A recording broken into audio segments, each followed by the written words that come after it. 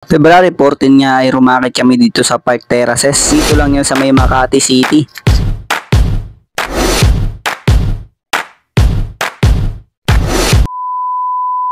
Dito ko na nga inumpisahan yung video sa sinasampa na namin yung mga gamit dito sa sasakyan. Nag-book nga lang pala kami yan ng Grab. Sa Makati lang naman kasi ang racket namin ngayon. Kaya naman pagkatapos na may ilagay yung gamit ay agad-agad naman na kami bumiyahe. Tapos wala pang isang oras ay nandito na rin kami. Tinawagan ko pa nga dito yung client namin sa loob. At maya maya nga lang ay nakapasok na rin kami. Hinahanap pa nga ng mga staff dyan yung dressing room namin. Tapos tinuro na rin nila kung saan yung dressing room namin. Diyan, te.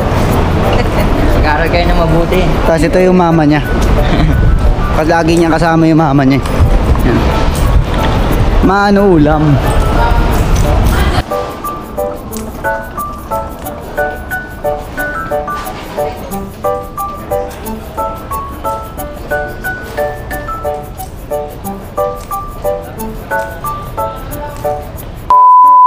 At eto na nga, nandito na kami sa dressing room namin.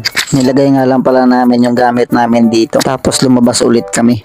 Pupunta kasi kami sa 7-Eleven para kumain.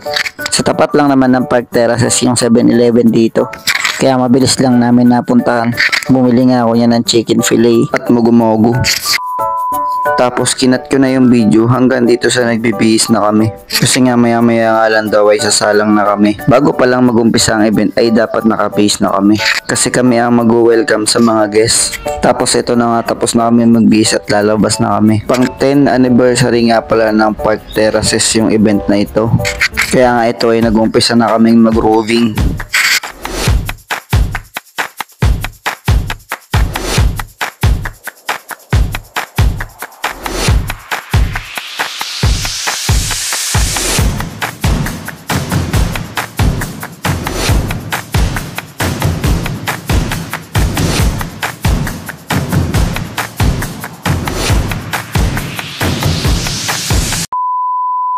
At dahil tapos na ang aming pag-roving, ay ang susunod naman namin na salang ay acrobat na. Kaya naman agad-agad na kami nagkasikaso. Mga 5 minutes na nga lang daw kasi kami na ang sasalang. Kaya naman ikakat ko na lang yung video hanggang dun sa nakasalang na kami. Stand right up and prepare to be amazed by the fusion acrobats.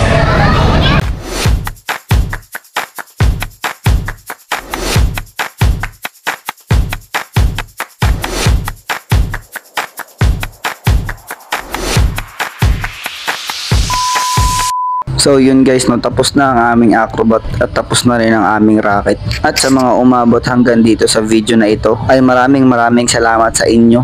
Ibig sabihin lang yun ay tinapos nyo yung video na ito. At hanggang dito na lang po ang aking pagbablog. At magkita-kita na lang po tayo sa susunod na racket ko.